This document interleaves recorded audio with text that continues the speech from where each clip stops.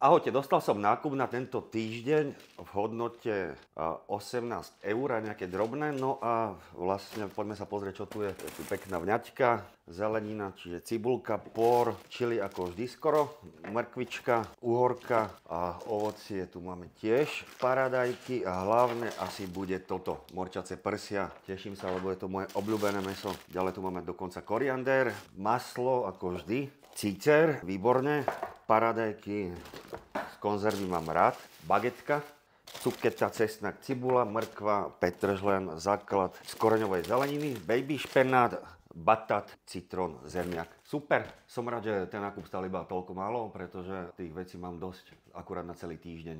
No a zvlášť sme kúpili ešte takéto menšie balenie hrášku mrazeného, 350 gramov, pretože pol kila je príliš veľa na celý týždeň pre singlov, čiže plus euro navyše. Ten dám rovno do mrazaku. Tak, prvý recept v tomto týždni budú morčacie prsia so zemiakom, cuketou a sherry paradajkami. Ideme na to, zemiak, cuketu umiem. Dám variť vodu na zemiak. Tak, takýto jeden zemiak váži okolo 200 gramov, tento má konkrétne 172. Nakrájam na tenké plátky.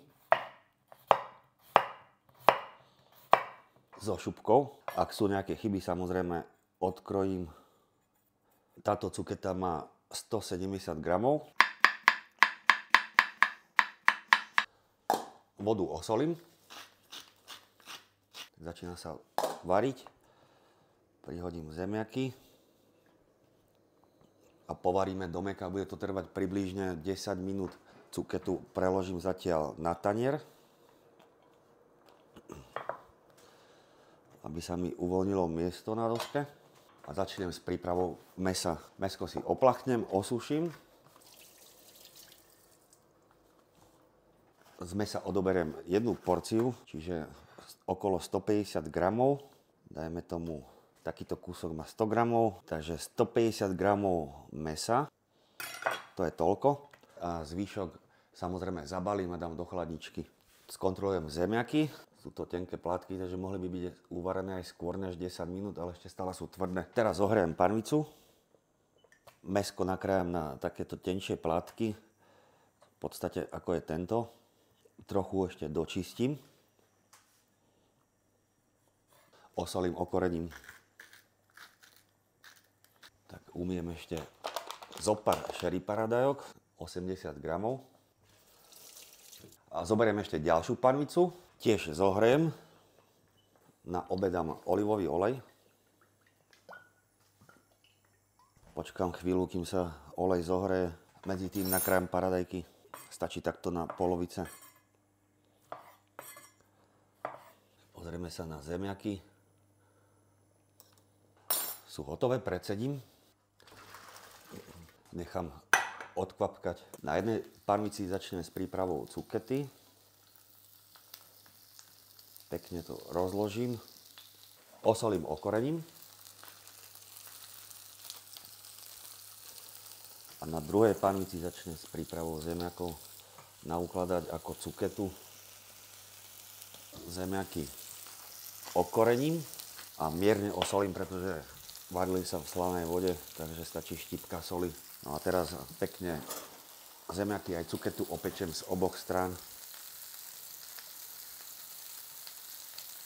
K cukete pridám ešte strúčik cesnaku, teda keď sú také malé, tak pokojne aj dva. A cesnak nasekám na plátky. Zemiaky začínajú tiež získavať peknú opečenú farbu. K cukete teraz prihodím na plátky nasekaný cesnak. Prekrojené paradajky a posypem tymianom. Tentokrát mám sušený, vôbec nevadí. A zemiaky tiež posypem tymianom. Premiešame. Zemiaky preložím k zelenine. A túto pánvicu využijem na prípravu mäsa. Pokvapkam obyčajným olejom, teda slnečnicovým, a dám mäso opekať.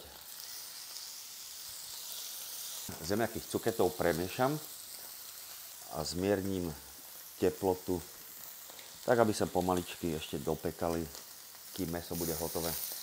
Ako náhle mäsko má peknú farbu, obratím a ďalej opekám, tak začínam ochutnávať. Ochutnám cuketu. Mňam. K mäsu prihodím kúsok masla. Ten kúsok ma zaujíma určite aj vás, koľko gramov má. Takže kúsok masla je 15 gramov. Zmierním teplotu a pokvapkám citronovou šťavou. Stiahnem splatne, zakriem a pár sekúnd nechám odpočívať. Tým pádom mäso bude šťavnaté a výborné. No do prílohy ešte priseknem vňačku.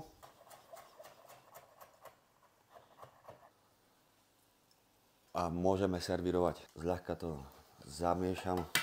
Na tanier naberiem najskôr túto fantastickú prílohu, na ktorú položím tieto šťavnaté kúsky morčacieho mäsa. Sú to morčacie prsia, samozrejme.